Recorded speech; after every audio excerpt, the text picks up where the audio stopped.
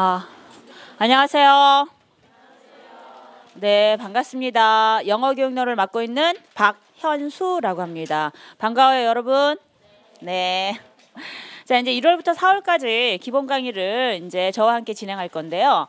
아마 이제 제 강의를 아마 한 번 정도 들으신 분도 있을 거고, 아니면 아마 저를 지금 오늘 처음 보신 분들도 있을 것 같아요.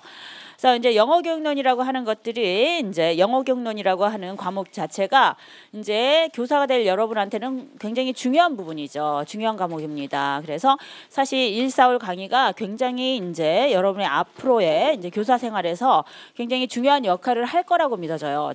비단 이게 시험 때문에 중요한 과목이 아니라, 그래서 이제 아무래도 다른 달의 강의보다도 그 기본 강의가 있는 1, 4월 강의에 조금 제가 신경을 많이 쓰는 것은 사실입니다.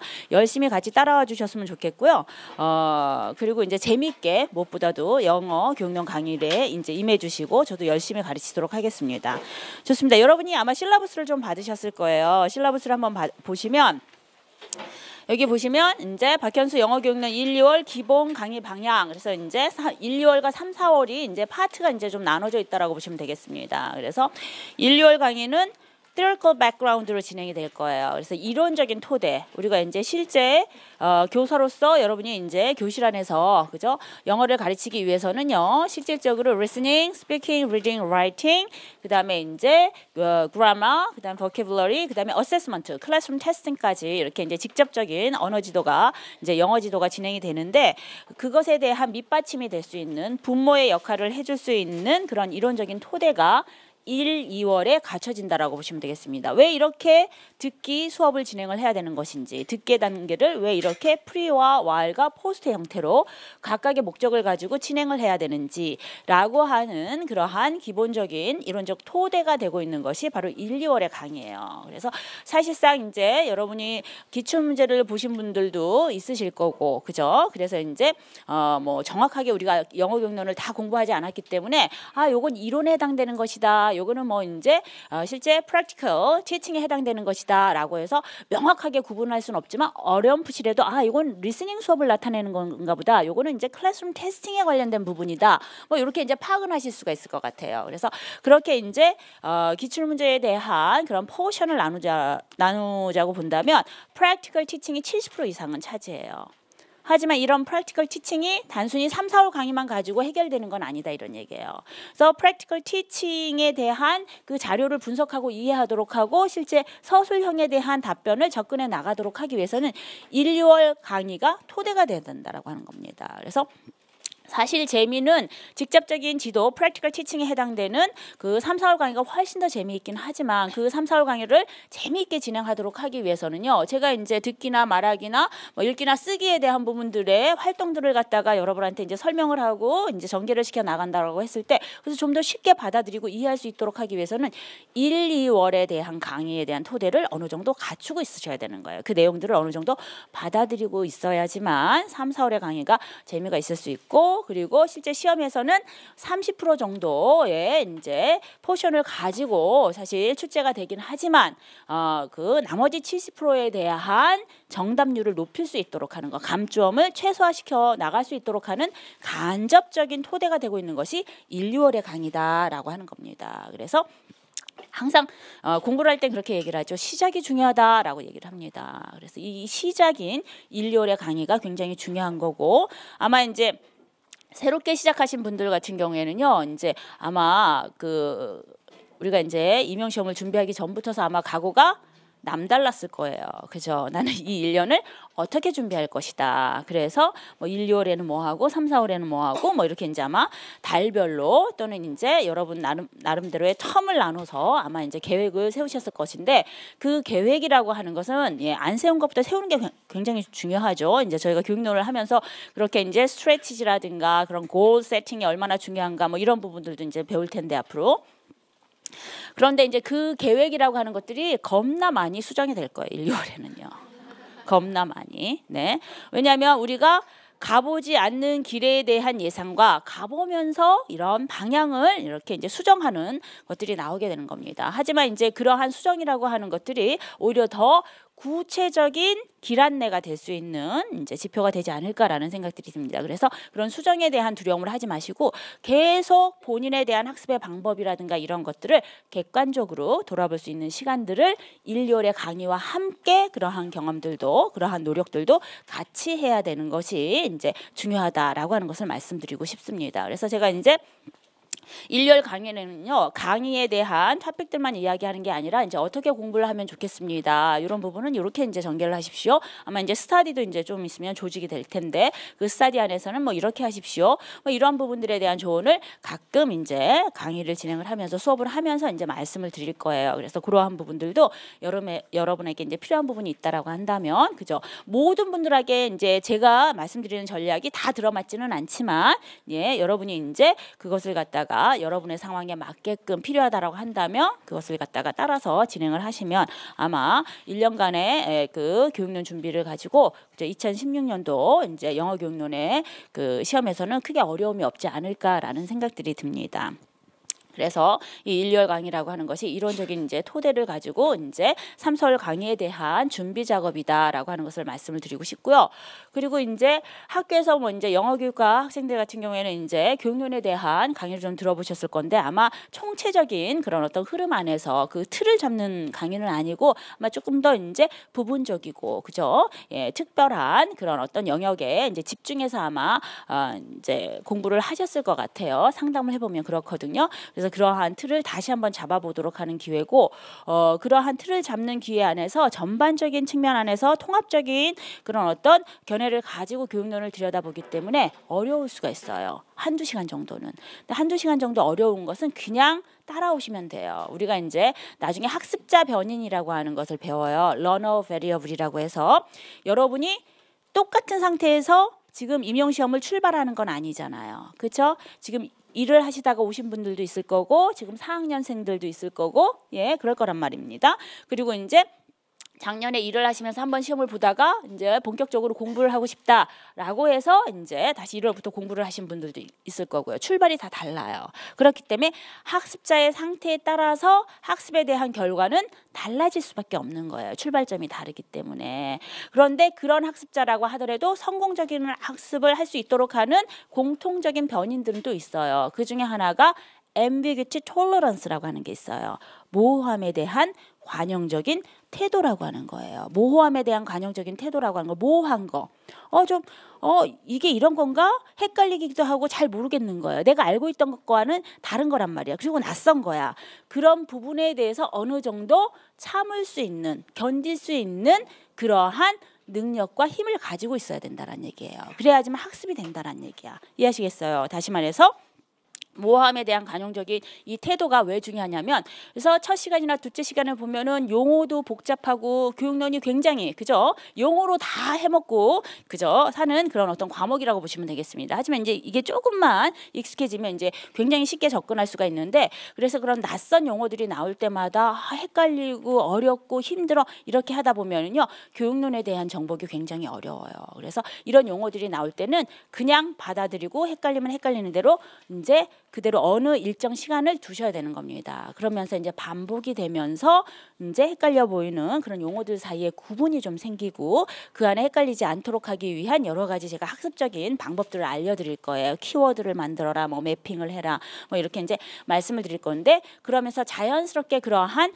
개념이라든가 용어에 대한 정리들이 좀 이루어질 수 있을 겁니다. 그래서 맨 처음에 교육론을 시작하는 부분에 있어서 낯선 용어들이 나왔을 때 너무 당황하지 말고 두려워하지 말아라 라고 하는 것들을 말씀드립니다. 좀 일정 기간 1, 2월이 지나고 3, 4월이 지나가면서 그런 용어들에 대한 정리는 어느 정도 된다더라 라고 하는 거 제가 말씀드리고 싶습니다. 그래서 그런 부분들에 대한 당부를 좀 하고 싶고요. 그 다음에 이제 제가 이제 이 1, 2월 강의를 진행을 하면서 여러분이 이제 준비해 와야 될 것들이 이제 이런 것들이 있습니다 하면은 그렇게 좀 따라주셨으면 좋겠어요. 이왕 이제 제 강의를 선택하셨고 1, 2월 동안 저한테 이 주어진 시간을 맡기신 거라고 한다면 이 시간 내에 가급적이면 그죠? 여러분이 효과적인 그러한 교육론에 대한 이해를 이제 하시고자 한다라고 한다면 제가 이렇게 좀 준비를 해가지고 오십시오라고 하면 그대로 조금 힘들다 하더라도 어렵다 하더라도 흉내라도 내면서 따라가지고 오시면 이게 이제 나중에 여러분이 3, 4월, 5, 6월, 7, 8월 넘어가게 되면서 굉장히 힘이 될 거라고 보여집니다. 그래서 그러한 부분 제가 이제 말씀드리는 그런 어떤 뭐 리뷰를 좀 해갖고 와라, 뭐 프리뷰를 좀 해가지고 와라라고 하면은 그런 부분들을 좀 따라 주셨으면 좋겠다라고 하는 거 말씀을 드립니다. 좋습니다. 어쨌든 뭐 이제 계속 이 당부의 말씀은 제가 이제 강의를 하면서 계속 말씀을 드릴 거예요. 일단은 실라부스로 나와 있는 그러한 자료를 한번 살펴보면서 저희가 이제 오늘 첫 강의를 좀 시작하고자 합니다. 박경수 영어교육론 1, 2월 기본 강의 방향. 우리가 이제 이 공부를 왜 하는 거예요? 그죠? 2016년도 임용시험을 보기 위해서인 거죠. 2016년도 대비 임용시험을 보기 위해서입니다. 그렇기 때문에 시험에 대한 방향을 우선적으로 고려를 해야 돼요. 그래야지만 골 세팅이 돼서 그죠? 교육론에 대한 공부가 보다 잘 이루어질 수 있겠죠. 한번 보시면 2016년 대비 영어교육론 시험은 어떻게 우리가 전략을 세워야 될 것인가 라고 하는 것입니다. 대비 전략이죠. 그래서 2015년 기출문제에서 살펴볼 수 있듯이 라는 말을 읽음과 동시에 여러분은 전부 다 2015년 기출문제를 보셨어야 돼요. 2015년 기출문제 안 보신 분 손 들어보세요 한번. 네, 제가 보셨어야 돼요 라고 했기 때문에 이제 과감히 손을 못 드시는 거죠. 네, 좋습니다. 오늘 돌아가셔서 한번 보시면 돼요. 왜냐하면 우리가 이제 치러야 되는 시험을 봐야 된다고 한다면 그 시험이 어떻게 나오는지 그죠? 그 문제를 풀라는 얘기가 아니에요. 아직 준비가 되지 않았는데 어떻게 다 풀겠어요. 그죠? 일단은 어떤 형태로 어떤 형식으로 나오는지 그렇죠? 기평 그다음에 이제 서술형 논술형으로 A형, B형 타입으로 나온다고 했는데 A형은 교육론이 몇 문제가 되고 A형에서는 기평과 서술형이 어떻게 배분이 되어 있으며 그죠? B형에서는 서술형과 논술형이 어떻게 나오더라. 그런 구조는 알고 있어야죠. 왜냐하면 그런 문항수나 그런 어떤 그 실제 답안의 비율에 따라서 저희가 1, 2월, 3, 4월, 5, 6월에 그 교육론에 대한 비중을 얼만큼 어떤 영역에 어떻게 둘 것인가도 결정이 되는 겁니다. 그래서 그런 부분들에 대한 기본적인 준비가 되어 있어야 돼요. 준비가 되지 않고 그죠? 예, 임용 준비를 출발하는 사람은 금방 지치게 되어 있어요. 그렇기 때문에 그런 부분에 대한 준비가 이루어져야 되는 것이다. 그래서 2015년에 기출문제를 보면요. 다음과 같이 기평, 서술형, 논술형 형식으로 이제 문항이 출제가 됩니다. 그래서 기평은요. 주로 각각의 영역 저희가 이제 1강부터서 이제 쭉 이제 오늘부터 이제 강의가 진행이 될 것인데요. 각각의 주요 토픽에서 다뤄지는 키텀이나 키 컨셉이 주로 빈칸으로 나오게 되어 있어요. 그래서 이 기평은 용어와 관련이 있다. 키텀과 관련이 있다. 이런 얘기예요. 그래서 1, 2월 강의와 3, 4월 강의에서는 주로 이 기평에 포커스가 맞춰서 교육론에 대한 키텀이나 키 컨셉에 대한 정리를 목적으로 강의가 이루어진다라고 생각하시면 돼요. 이해하시겠어요? 그래서 이 키텀과 키 컨셉을 그죠? 강의에 따라서 효과적으로 여러분이 받아들이고 이해하도록 하기 위해서는 매 강의마다 강의를 끝나고 해야 되는 작업이 있는데 그 작업이 뭐냐면 첫 번째는 각 토픽에 해당되는 키 카드를 만드는 거예요. 키텀에 대한 카드를 만드는 거예요. 키카드를 만드는 겁니다. 키카드라고 하는 것은 오늘 이제 이 언어 그 세컨 랭귀지 어쿠이션에 대한 학습에 대한 관점을 배울 거예요. 러닝 뷰, 러닝 theory를 배울 것인데 20세기 언어 학습에 대한 관점이다 하면 크게 세 가지가 제시가 됩니다. 여러분이 한 번씩은 다 들어보셨을 건데 교육학에서도 아마 다루실 거예요. 그래서 behaviorism이라고 하는 행동주의 학습에 대한 관점이 있고, 그죠? cognitivism이라고 하는 인지주의에 대한 학습에 대한 관점이 있어요. 그리고 constructivism이라고 하는 지금 현재 진행되는 교실 수업에 대한 기본적인 학습에 대한 관점으로 제시되고 있는 constructivism, 구성주의라고 하는 학습에 대한 관점이 있다 이런 얘기예요. 그럼 각각 행동주의의 학습에 대한 관점과 인지주의에 대한 학습에 대한 관점, 구성주의에 대한 학습의 관점이 각각 다르기 때문에 이렇게 세 가지의 다른 형태의 학습에 대한 관점이 나오겠죠. 그래서 그럼 비헤이브리즘은 인지주의와 구성주의에 비해서 어떤 부분이 다르고 어떤 부분이 중점이 되고 있는지를 아셔야 되는 거예요. 그게 바로 키텀이고 키컨셉이라고 보시면 되겠습니다. 그래서 그런 키텀과 키컨셉 그러한 용어들을 그죠? 카드에다가 써놓치는 거예요. 그래서 비헤이브리즘이 이따가 나가겠지만 비헤이브리즘은 행동주의에 의한 학습의 관점이에요. 그래서 학습이 어떻게 이루어진다고요? 그죠? 학습하는 행동에 의해서 이루어진다는 얘기야. 그래서 실제 뭔가를 가르치도록 하기 위해서는요. 그것을 행동적인 측면으로서 뭔가를 가르친다라고 하는 것은 학생한테 언어적인 요소를 제공한다는 얘기잖아요. 그것을 행동주의 관점으로는 자극이라고 얘기해요. 언어적 자극. 언어적 자극을 주었을 때 그게 행동으로 학습하려고 하면 뭐야? 머리로 생각하는 것이 아니라 행동으로 드러내면서 그것을 받아들이는 거예요. 어떻게? 모방하고 따라하고 반복하고. 이해하시겠어요? 이런 행동에 의한 학습을 주장하고 있는 것이 비헤이브리즘이라고 하는 거야. 그럼 비헤이브리즘의 학습에 대한 키워드는 뭐야? imitation, 모방하는 거, repetition, 그죠? 예, 반복하는 거. 그래서 모방하고 반복하는 것은 계속 practice, 연습을 하는 거죠. 이해하시겠어요? 이런 형태, 비헤이브리즘이라고 하면 이러한 그죠? 예, 키가 나와야 되는 겁니다. 키텀이 나와야 되는 거예요. 그래서 이러한 형태의 학습은 일련의 행동에 의한 habit, 습관으로 만들어지도록 하는 거예요. 그래서 이러한 부분들에 대한 그죠? 예, 그 behaviorism 하면 거기에 이제 imitation, repetition, practice 구구절절히 쓰는 것이 아니라 그죠? 그것을 연상할 수 있는 어휘들을 써주시는 겁니다. 그러면서 나중에 이 키카드가 다 모이게 되면 어떻게 해요? 이 키카드를 넘기면서 behaviorism에 대해서 여러분이 여러분의 own words로 여러분의 말로 풀어댈 수가 있어야 돼요. 그럼 이렇게 키카드와 키텀에 대한 정리가 나중에 뭐로 되겠습니까? 서술형 문제를 했을 때 답안을 썼을 때 예를 들어서 실제 교실 안에서의 여러 가지의 프랙티스 활동이 나와요. 그죠? 그래서 기계적이고 반복적인 형태의 학습 활동이 나와. 이제 나중에 가면 배우겠지만 그것을 우리가 이런 반복적인 학습 활동을 뭐라고 얘기하냐면은 패턴 드릴이라고 얘기하는 거예요. 그래서 예를 들어서 I am going to the post office라고 한다면 I am going to the post office라고 하는 말들을 계속 반복해서 하도록 하는 학습 활동이 나와. 그럼 이러한 것들은 repetition 드릴이에요. 그죠? 반복적인 그 문형 연습이라고 얘기합니다. 그런 학습 활동이 쭉 나오고 나서 그 학습 활동에 대한 theoretical view 또는 그 background theory를 써라 하면 뭘 써야 돼요? behaviorism을 써야 되는 거야. 그래서 이런 behaviorism을 토대로 해서 주어진 활동을 설명해라 하면 behaviorism에 대한 imitation, repetition, practice라고 하는 내용들을 가지고 behavio를 설명해 줘야 된다는 얘기야. 무슨 말인지 아시겠어요? 이렇듯이 공부라고 하는 것은 제 책 제목이 뭡니까? 빌드업이에요. 빌드업. 차근차근히 교육론에 대한 개념들을 채워나가도록 하는 시간이야.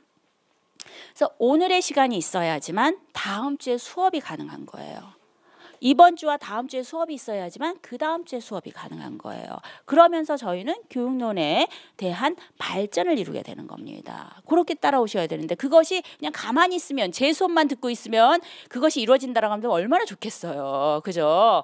그러면 이제 별로 노력하지도 않고 수업만 들으면 되니까 수업 시간에 오기만 하면 그렇지 않다 이런 얘기예요.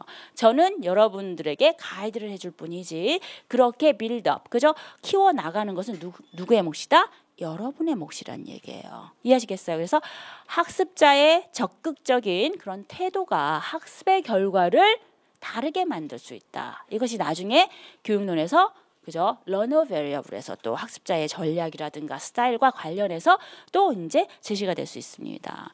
여러분이 학교 현장에서 선생님이 되듯이 지금은 임용을 그죠? 준비하면서 여러분이 학생이 되는 거예요. 저희 학생이. 그래서 교육론의 여러 가지 이론과 개념과 그죠? 이런 것들은 지금 여러분의 그러한 임용 준비를 하는 데서의 그런 모든 전략과 방향과 일치할 수 있겠더라라는 얘기예요. 그래서 공부를 해가면서 여러분의 상황을 같이 대입을 해가면서 그렇게 이제 교육론을 준비해 나가시면 되겠습니다. 그래서 1, 2월, 3, 4월 강의는 이렇게 기평에 대한 부분들을 확실히 우리가 준비할 수 있는 시간이 되어야겠다더라. 그래서 그런 기평을 준비하도록 하기 위해서는 각각 토픽에 주어지는 키텀이나 키컨셉에 대한 이해를 두어야 되는데 그런 키텀과 키컨셉은 무엇을 통해서 그죠? 키 카드를 통해서 만들어 나가도록 하자라는 얘기예요. 그래서 스터디가 조직이 되면 각각 만들어 놓은 키 카드를 가지고 그 키텀이라든가 키 컨셉을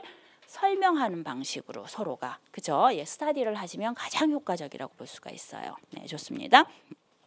그다음에 이제 두 번째 그 서술형이라고 하는 것은요. 그래서 문제를 보시면 알겠지만 기입형은 기입형, 서술형, 논술형 전부 다 실제 교실 수업에서 일어나는 클래스룸 데이터를 가지고 문제를 접근을 합니다. 그렇죠? 그렇기 때문에 뭐 이론적인 텍스트나 이런 것들이 나오는 건 아니에요. 실제 교실에서 교사와 학생의 대화를 주고 또는 이제 학생들의 학습 일지를 주고 또는 교실에서의 그 수업의 레슨 플랜을 주고 또는 교실에서 진행되는 수업에 대한 관찰 일지를 주고 그래서 이제 그 내용을 가지고 어떠한 그죠 수업 활동이 이루어지고 있는지 왜 그렇게 이루어지고 있는지에 대한 그 키텀과 키 컨셉을 쓰도록 하는 것이 바로 기입형인 거고 그러한 수업에 대한 내용들을 분석해서 그 수업에서 어떤 일들이 이루어지고 있는지 그 사실을 끌어내서 30자에서 40자 정도 쓰도록 하는 것이 서술형이고 그 다음에 논술형이라고 하는 것은 거기에서 좀 더 확장이 되어서 그런 클래스룸 데이터를 토대로 해가지고 사실적인 내용에 기반을 해서 수업이 진행되고 있는 그런 상황에 기반을 해서 실제 그 수업에 문제가 있다라고 한다면 그 문제를 어떻게 보완할 수 있는지 대안적인 방법을 제시하라고 하는 형태가 바로 논술형이에요. 이해하시겠어요? 그래서 문제의 유형만 본다 하더라도 어떻게 해요? 문제도 기입형에서 서술형으로, 서술형에서 논술형으로 나가도록 하는 문제야. 그렇기 때문에 공부의 방향도 그 방식대로 나가야 되는 거예요. 난 라이팅이 안 되니까 지금부터 논술형에 대한 부분을 집중해야 돼. 뭐 키턴도 모르고 그 키 컨셉도 모르는데 랭귀지만 가지고 쓸 수 있어요? 그렇지 않아요. 서술형과 논술형이라고 하는 것은요.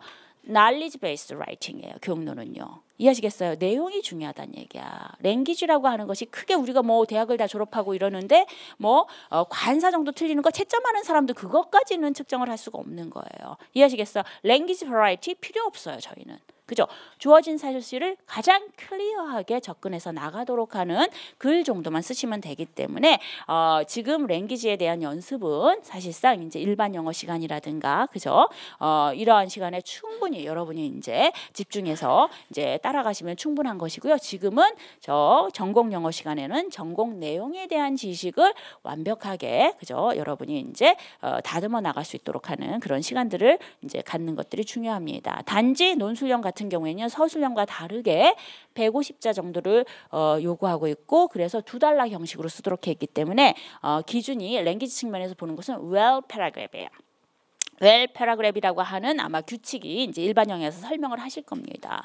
그래서 topic sentence가 있어야 되고 supporting detail이 있어야 되고 그러니까 어떤 부분들에 대한 수업에 대한 관찰이라고 하더라도 이 수업은 이런 것이다.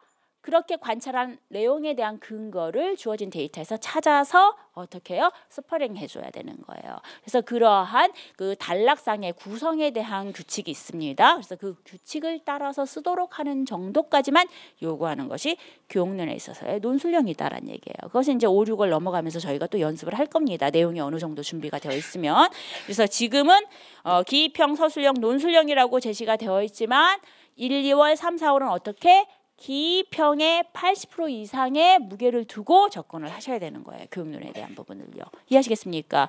그러면서 1, 2월, 3, 4월 강의에서는 이제 키텀이나 키 컨셉 위주로 제가 이제 설명을 드릴 것인데 그러면서 이제 필요할 경우에 확장을 시켜 나갈 때 이제 이러한 키텀을 토대로 해서 이렇게 서술형에 대한 문제도 전환이 가능합니다. 그 정도가 한 20, 30% 정도 이제 강의에서 소화가 될 것입니다. 그래서 완벽하게 기입형에 대한 준비가 되면 그다음에 5, 6월에서는 기출 문제를 토대로 해서 조금 더 이제 기입형보다는 서술형 쪽에 무게를 두고 데이터에 대한 분석이라든가 그것을 이론적인 토대로 어떻게 접근해서 글로 써보도록 할 것인지 서술형이 진행이 될 겁니다. 이해하시겠습니까? 예, 그렇게 강의가 진행이 된다라고 보시면 될 것 같고요.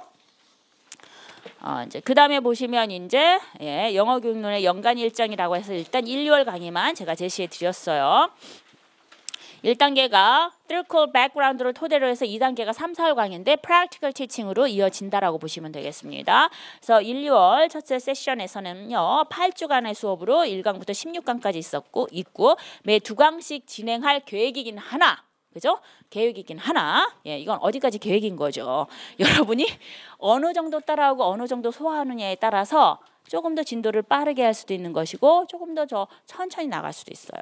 천천히 나간다라고 하는 건 1월 그 강의 동안 16강까지 다 끝나야 되는데 이렇게 천천히 나가면은 자꾸 강의 밀리게 되면요. 그 시간에 다 끝날 수가 없죠. 그럼 어떻게 해요? 보강이 잡힐 수도 있겠더라라고 하는 거예요. 우리 보강 싫어하잖아. 그죠? 예, 엑스트라로 이제 더 하는 게 힘들 수도 있어요. 그렇기 때문에 어떻게 이 강의가 끝날 수 있고 여러분이 잘 따라올 수 있도록 하기 위해서는 제가 말씀드린 키카드라든가 제가 내준 과제를 잘 해가지고 오셔야 된다라고 하는 거 말씀드립니다. 그래서 여러분의 의지에 따라서 보강이 주어질 수도 있고 안 주어질 수도 있다라고 하는 협박을 제가 일단 드리면서 네, 강의를 시작하고자 합니다. 좋습니다. 그래서 1강부터 16강까지 보시면 되겠고 교재를 한번 쭉 한번 집에 가셔서 다시 한번 살펴보시면 되겠고 오늘은 1강과 2강의 형태로 진행이 될 겁니다. 그래서 수업은 지금은 첫 시간이기 때문에 뭐 오리엔테이션 겸 이제 1, 2월 강의를 어떻게 진행해 나갈 것이다라고 이제 말씀을 이제 드리게 돼서 이제 시간이 조금 더 이제 진행이 된다라고 보시면 되겠고요. 일단 저의 수업은 이제 전차시 수업에 대한 리뷰를 가지고 시작을 할 거예요. 오늘 이제 1강과 2강을 배우잖아요. 20세기 언어학습에 대한 접근에 대한 behaviorism, cognitivism, constructivism에 대한 부분들을 이제 간략하게 저희가 이제 칠판을 통해서 이제 정리를 할 겁니다. 여러분이 이제 알고 있는 내용과 또 모른다 하더라도 이제 책을 나가기 전에 이제 그 기본적인 그런 어떤 관점들에 대한 이해를 하도록 하기 위해서 칠판 위주로 이제 수업을 나갈 거고요. 예, 그리고 난 다음에 이런 수업이 이제 진행이 돼서 오늘까지 이제 진도는 크라셴의 인프 하이포세스인데 이미 오리엔테이션이 30분이 지났기 때문에 크라셴까지 다 못 나간다고 예, 거기에 한 표를 둡니다. 제가 네. 어쨌든 간에 이제 크라셴까지 이제 일부 진행이 되겠죠. 그러면 다음 주에는 어떻게 하냐면은 여러분이 이제 집에 가셔서 키카드도 좀 준비하시고요. 그다음에 오늘 배운 내용까지 매핑을 해가지고 와라라고 말씀을 드릴 거예요. 매핑이라고 하는 것은 뭐냐면 뭐 마인드 매핑, 세만틱 매핑 뭐 이렇게 생각하셔도 좋은데 오늘 들었던 내용들을 책을 보지 않고 생각나는 대로 그죠? 의미 지도를 그리는 겁니다. 20세기 언어학습 오늘은 세 가지 관점을 배웠어. behaviorism, cognitivism, constructivism. 세 가지 관점이 20세기 언어학습으로 그죠? 러닝 theory라고 하는 서클 안에서 세 가지가 줄기가 나오겠죠. behaviorism은 어떻게 학습이 진행이 되는 것이고 cognitivism은 어디에 중점을 두는 거고 constructivism은 어디에 중점을 두는 것인지에 대한 생각나는 대로 좀 써보시는 거예요. 그것이 바로 매핑이라고 보시면 되겠습니다. 그래서 제가 매 차시마다 이제 드리는 과제는 키카드와 매핑 두 가지라고 보시면 되겠어요. 이 두 가지만 따라가지고 오시면 제가 확연컨대 기입형에서 틀릴 문제 하나도 없습니다. 예, 2016년 작년에도 역시 시험 문제에서 그랬었고요. 저희가 키카드에서 했던 것들이 대부분 다 나왔고요. 좋습니다. 그래서 이 두 가지를 해가지고 오시고 그러면 이제 제가 2차시 수업 때 오늘 수업했던 내용들을 짧게 이렇게 매핑을 통해서 진행을 해 나갈 겁니다. 그래서 다시 한번 리마인딩을 시키고 그 다음 내용들을 나가도록 할 거예요. 그렇기 때문에 여러분의 준비도 반드시 제가 수업하기 전에 오늘도 마찬가지겠지만 예, 1장은 읽어가지고 오셔야 되는 거예요. 20세기 언어학습 제가 실라부스를 딱 드렸잖아요. 그러면 20세기 언어학습에 대한 관점과 크라셴의 인프 하이포세스에 대한 부분은 프리뷰로 읽어가지고 공부를 해가지고 오라는 게 아니라 그냥 한번 쭉 읽어보는 게 중요해요. 어떤 내용들이 나왔는가. 그래야지만 제가 수업을 했을 때 어디에다 중점을 두고 어떤 부분에 대한 설명을 했을 때 보다 잘 알아들을 수가 있는 겁니다. 20세기 언어학습 안에서의 미닝풀 러닝이라고 하는 게 나오는데 그러한 개념이 지금 저희 교육연의 수업에 적용이 되는 거라고 보시는 거예요. 미닝풀 러닝 나중에 이제 설명드릴 겁니다. 그래서 여러분이 해가지고 오셔야 되는 것은 전차시 수업에 대한 키카드와 매핑을 하시고요. 그 다음에 이제 그 다음 차시에 해당되는 프리뷰를 진행해 가지고 오시면 되겠습니다. 이것은 저와의 약속, 여러분 자신과의 약속이라고 생각하세요. 일단 공부를 하기로 마음을 먹었으니까 올 1년 한 해 동안 열심히 하겠다라는 생각을 가지고 그렇게 진행을 해 주시면 되겠습니다. 이해하시겠습니까? 좋습니다. 그렇게 이제 여러분께 이제 드리는 과제는 그 세 가지로 이제 말씀을 드리겠고요. 저희 한번 보도록 하겠습니다.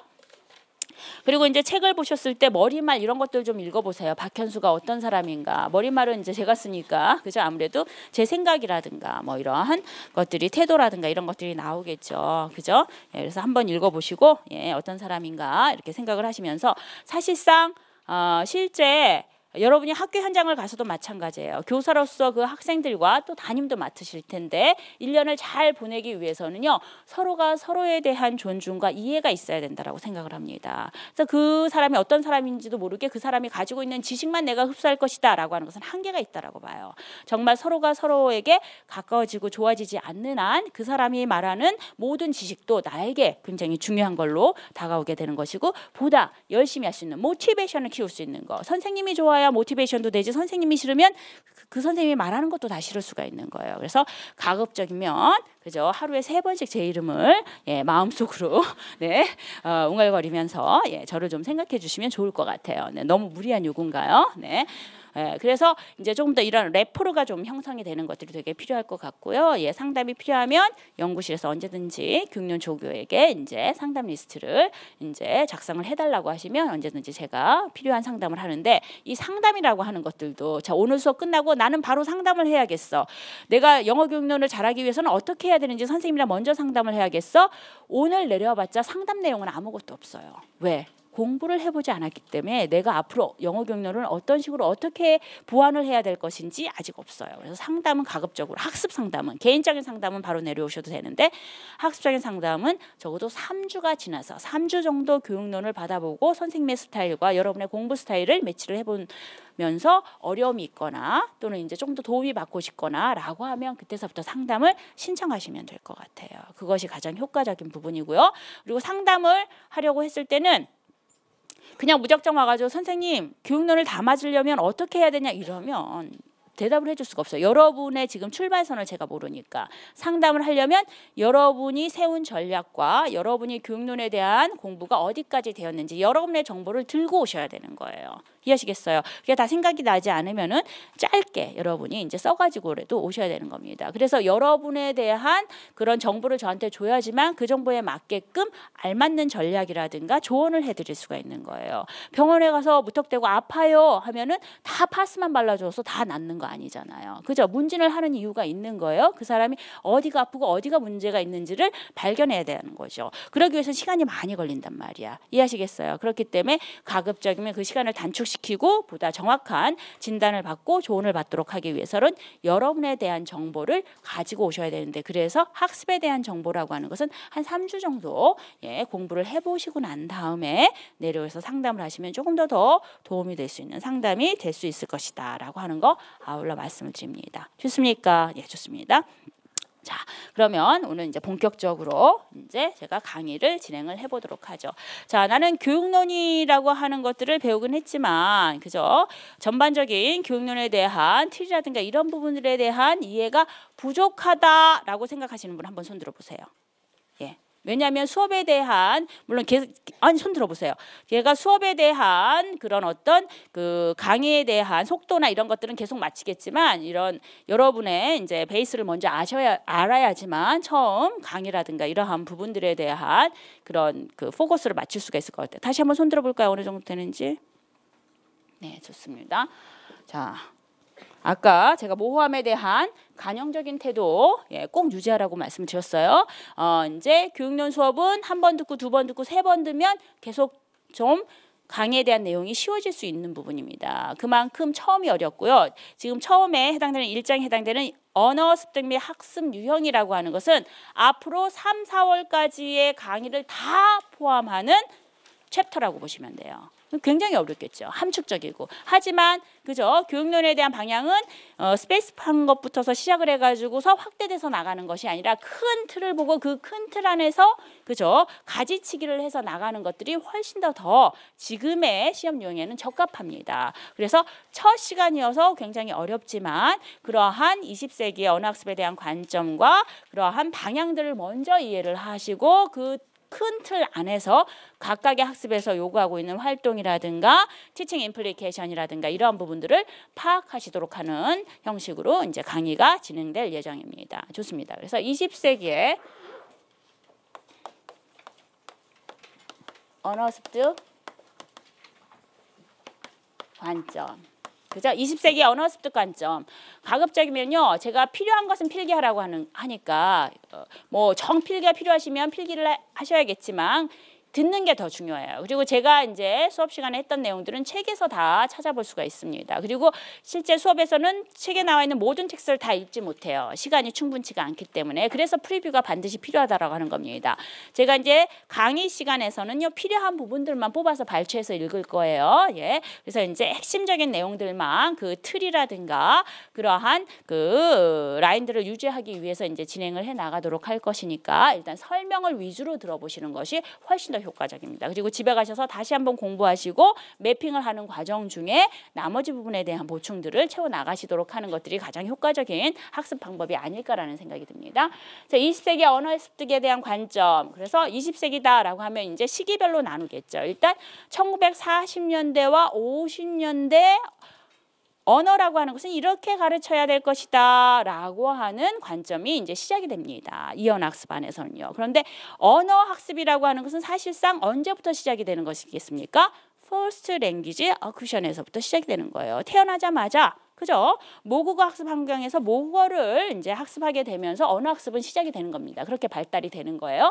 그렇기 때문에 Second Language Acquisition이라고 하는 것은 First Language Acquisition의 영향을 받을 수밖에 없다더라라고 하는 겁니다. 그래서 지금 말하고 있는 20세기의 제2언어 학습에 대한 언어학습에 대한 관점은 First Language Acquisition에서부터서 시작이 된 것이다라고 하는 거예요. 하지만 저희는 이제 영어를 가르칠 사람이기 때문에 First Language Acquisition에 대한 입장보다는 Second Language Acquisition 입장 안에서 20세기 언어학습에 대한 관점을 들여다보는 것이다라고 생각을 하시면 되겠습니다. 그래서 40년대와 50년대 이제 진행되는 언어학습에 대한 관점은 어떻게 시작이 됩니까? 뭐라고 했어요, 여러분? 네, 쑥스러워서 잘 안 되죠? 근데 여기에서 제가 뭐라고 했어요? 라고 질문했을 때 대답하는 사람들은 키텀을 하나도 안 틀립니다. 왜냐하면 학습 방법 중에서 가장 좋은 게 구두로 제시를 하는 거예요. 머리로 아는 것과 그죠? 구두로 제시하는 굉장히 큰 차이가 있습니다. 이해하시겠어요? 어떤 개념에 대해서 입으로 설명할 수 있는 것은 완벽하게 아는 거예요. 하지만 머리로 그 개념에 대해서 막연하게 그죠? 예, 제시할 수 있다라고 하는 것은요. 그 막연성과 타임 프로세싱이 더 이제 들어가는 것이기 때문에 사실상 구두상으로 설명하는 것에 비해서 완벽한 이해가 되지 않는 거라고 합니다. 학습법에서는요. 그렇기 때문에 항상 그죠? 구두로 이제 정리를 하도록 하는 습관을 그리고 손으로 정리해가지고 노트에다 쓸 생각을 하지 마세요. 그럼 그 노트를 믿게 되는 거야. 그 노트를 시험 현장에 가지고 갈 수 있어요? 없어요? 없어. 머리만 가지고 갈 수 있어. 그러니까 완벽하게 우리가 이해해가지고 가야 되는 거야. 그러기 위해서는 이 구두로 학습 활동을 해 나가도록 하는 것이 굉장히 좋고요. 이게 이스라엘 학습법이라고 얘기를 해요. 그래서 정말 검증된 거예요. 그렇기 때문에 스터디 안에서도 제가 나중에 말씀드리겠지만 항상 어떻게 해요? 디스커션의 형태로 진행을 하는 거예요. 스터디를. 뭔가 써갖고 와가지고 자료를 교환을 하고 가서 집에 가서 공부해갖고 오는 거 서머리한 것들 이런 거 다 필요 없다 이런 얘기예요. 이해하시겠습니까? 구두로 항상 읊으셔야 돼요. 쑥스러워도. 자, 40년대, 50년대에 이제 진행된 20세기의 언어학습, 제2언어 학습에 대한 관점은 뭐라고 했어요? 그렇죠. 네, 아유 말을 잘 들어요. 네. 베어리즘이에요. 그죠? 행동주의라고 하는 학습에 대한 관점이에요. 그러다가 이런 행동주의 학습에 대한 관점에 대한 여러 가지 비판이 일기 시작합니다. 그러면서 이제 시작된 언어학습에 대한 관점이 이제 60년대예요. 70년대까지 이제 넘어오게 되긴 하는데 이 60년대 이제 시작됐던 비헤이버리즘과 척을 두고 이제 시작된 언어학습에 대한 관점을 우리는 뭐라고 얘기하냐면 그렇죠. 예, 커그니티비즘. 어디서 과외를 다 받고 오셨네요. 네, 잘하고 계세요. 네, 좋습니다. 그다음에 이제 70년대 넘어가면서 랭귀지 러닝, 랭귀지에 대한 입장이 완전히 달라집니다. 언어라고 하는 것에 대한 궁극적인 목적은 무엇이다? 커뮤니케이션이다 라고 하는 거예요. 사람과 사람 간의 소통에 대한 문제다 라고 하면서 혁신적인 형태의 언어학습에 대한 접근법이 시작이 됩니다. 그죠? 70년대부터 시작을 하지만 이제 궁극적으로 이제 그러한 언어학습에 대한 관점이 꼽힌 시기는 이제 80년대라고 보시면 될 것 같아요. 그렇죠? 이때 이제 진행되는 주 언어학습에 대한 관점은 뭐라고? 예, 컨스트럭티비즘. 구성주의라고 얘기를 합니다. 그래서 세 가지 언어 학습에 대한 관점이 많고, 그래서 저희가 이제 실제의 임용 문제에서 보면은요, 서술형이라든가 논술형 부분에서 간혹 가다가 이제 그 컨트라피스트, 그죠? 구성주의 관점 안에서 이제 활동들을 두 가지를 제시해라. 뭐 이러한 이론적인 견해와 실제 교실 활동을 연결시켜 나가도록 하는 문제들이 있습니다. 그래서 이런 학습에 대한 관점들을 일단 알아두셔야겠다더라라고 하는 것입니다. 그래서 크게 이제 세 가지의 그러한 언어 학습에 대한 관점 안에서 Second Language Learning이라고 하는 것들이 이제 시도되었다라고 보시면 되겠습니다. 그래서 Behaviorism이라고 하는 것은 말 그대로 뭐에 의한 학습이다?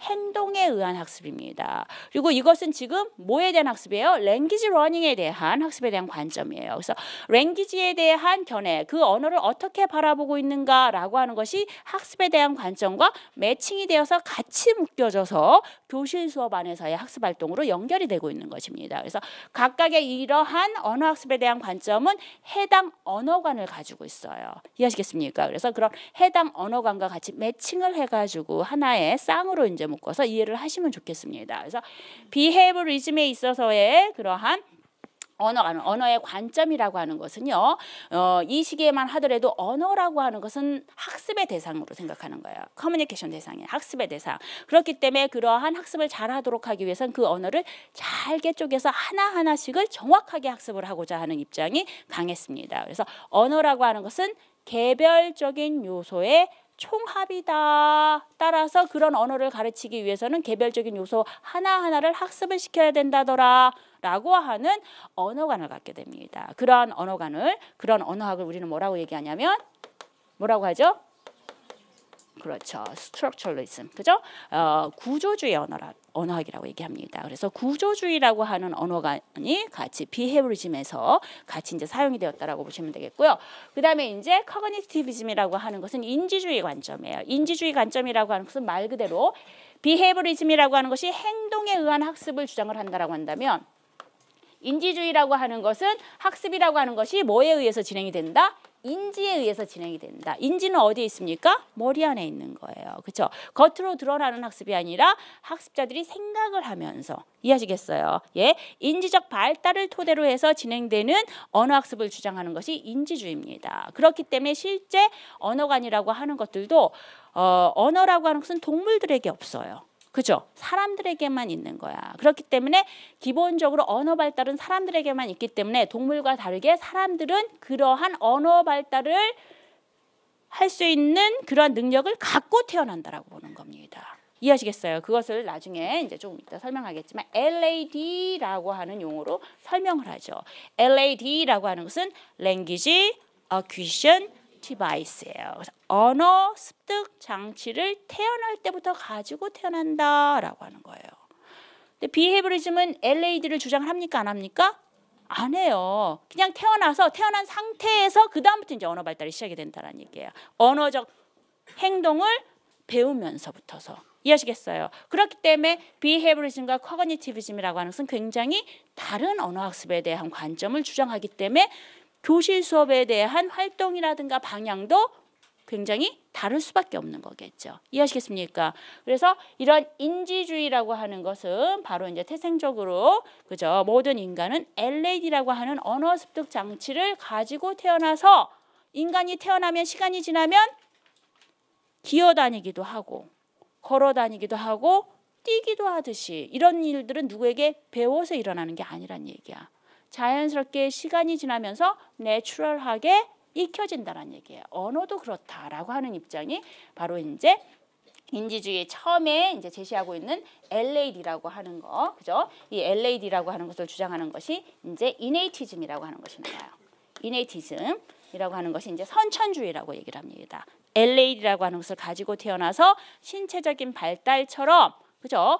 저절로 언어 발달이라고 하는 것도 이루어지는 것이다 라고 하기 때문에 특별한 학습이 필요 없고, 그 해당 언어를 학습시켜 나가도록 하기 위해서는 그 해당 언어에 대한 노출만 주어지면, 그죠? 익스포저만 주어지면 저절로 그러한 언어 발달을 할 수가 있겠더라라고 하는 것입니다. 이해하시겠어요? 그래서 이제 60년 초에 이제 이런 이네이티즘을 토대로 해서 이제 언어학습이 시작이 되면서 같이 이제 부흥을 해서 진행됐던 그 언어학이 여러분이 이제 영어학에서 배우고 있는 변형 생성 생성학이라는 얘기예요. 이해하시겠어요? 변형 생성학이라고 하는 것은 무슨 얘기냐면 언어에 대한 그러한 구조를 가지고 태어나서 그러한 시스템에 의해서 몇 개의 그러한 그 관련된 언어적인 요소에 대한 노출이 되면은 그것이 머릿속에 들어가서 무한정의 발화를 생성하고 만들어낸다라는 얘기입니다. 이해하시겠습니까? 그래서 저절로 언어 발달이 일어나는 것이다라고 해서 변형 생성 언어학이라는 것과 같이 이제 인지주의라고 하는 언어학습에 대한 관점이라고 하는 것이 제시되어지는 것이다라는 얘기예요. 이건 사실 이론적인 토대이기 때문에 인지주의 관점 안에서 이제 선택되는 언어학은 무슨 이런 건 시험에 나오진 않습니다. 어쨌든 교실 수업에 있어서 인지주의 학습에 대한 관점을 설명해 나가도록 하기 위한 그런 historical view에 해당되는 부분이기 때문에 제가 설명을 드리는 겁니다. 좋습니다. 그럼 다시 한번 정리를 해볼까요? 20세기 언어학습에 대한 관점을 보면 40년대, 50년대에서 비헤이버리즘이라고 하는 행동주의적인 언어학습이라고 하는 것이 발달이 되는 거고 그 행동주의 언어학습이라고 하는 것은 구조주의 언어학과 같이 맞물려서 교실 수업에 있어서의 세컨드 랭귀지 러닝을 주도하게 됩니다. 그러다가 이러한 부분들에 대한 비판이 일기 시작하자 사실상 기본적으로 이제 인지주의라고 하는 부분의 언어학습이 시작이 되는데 그 인지주의의 시작은 이네이티즘이라고 하는 선천주의라고 하는 언어학습에 대한 가설부터 시작이 되는 겁니다. 그래서 이런 선천주의라고 하는 것은 인간은 태어날 때부터 LAD라고 하는 언어 습득 장치라고 하는 것을 가지고 태어나면서부터서 언어 발달이 이루어지기 때문에 이 과정 안에서 언어학습이라고 하는 것들이 주어지는 것이다 라고 하면서 여기서 이제 좀 확장되는 것이 이제 인지주의예요. 그래서 이네이티즘과 인지주의도 이제 나중에 나가면서 제가 이제 그 차이를 설명을 드릴 겁니다. 그러다가 이제 70년대 들어오게 되면서 랭귀지에 대한 관점이 커뮤니케이션이라고 하는 것에 이제 초점이 맞춰지면서 그렇죠? 언어라고 하는 것은 의사소통이다. 사람과 사람 간의 소통이다. 그렇기 때문에 지금 비헤이버리즘과 커그니티비즘 안에서는 그저 언어의 체계, 랭귀지 시스템 그것을 모방하고 따라하고 하면서 배우느냐 아니면 그런 랭귀지 시스템을 가지고 태어나서 그것을 저절로 체계에 의한 학습을 해나가는 거냐. 그래서 언어에 대한 폼, 틀에만 포커스를 맞췄어요. 근데 사실 I like it. 나 그게 마음에 들어 라고 얘기했을 때 그 I like it이라고 하는 발화에 대한 의미를 이해하도록 하기 위해서는 I 주어 그죠? 예, like 그죠? 1인칭에 대한 동사 it 목적어만 분석을 한다고 해서 I like it을 어떤 뜻으로 어떤 마음에서 썼는지에 대한 해석이 될까요? 안 될까요? 안 된다라는 얘기예요. 이해하시겠어요? 그러면 소통이 안 되는 거잖아. I like it을 어떤 의도로? 왜냐면 I like it 썼을 때 야, 나 그거 좀 줘봐. 달라는 요구일 수도 있는 거고요. I like it. 그리고 I like it이라고 이런 표현을 썼을 때 너 정말 멋진 걸 가지고 있구나. 너 정말 굉장한 걸 가지고 있구나. 칭찬이 될 수도 있는 거예요. 이해하시겠어요? 그래서 똑같은 언어적 구조이긴 하지만 그 구조 안에 들어가 있는 그죠? 그 말을 사용한 사람의 의도는 다 다를 수밖에 없는 거야. 그래서 언어, 랭귀지에는 폼만 있는 것이 아니라 뭐가 있다? 그 랭귀지를 통해서 전달하고자 하는 사람의 마음, 의도가 들어가 있다더라. 그것을 교육용 용어로 뭐라고 얘기하냐면 펑션이라고 얘기를 하는 겁니다. 그래서 구성주의는 어떻게 해요? 그 언어가 가지고 있는 펑션에 대한 이해를 해야 될 것이다 해서 그죠? 펑셔널리즘. 기능주의와 같이 맞물려 가지고 교실 수업 안에서의 랭귀지 러닝을 주도하게 되는 겁니다. 이해하시겠어요? 그래서 사실 이제 피상적으로 개념적으로 봤을 때 20세기 언어학습은 이런 쌍을 가지고 그죠? 이언학습에 대한 방향을 제시하고 있는 것이다더라라고. 이건 이론적인 토대예요. 사실 시험과 직접적인 관련은 없습니다. 어쨌든 그래서 저희가 이렇게 관점은 나눌 수가 있는 것이고요. 비헤이버리즘부터서 저희가 이제 조금 정리를 해보도록 할까요? 자, 그러면 우리는 이제 40년대와 50년대의 교실 수업 모형으로 이제 들어가게 되는 겁니다. 자,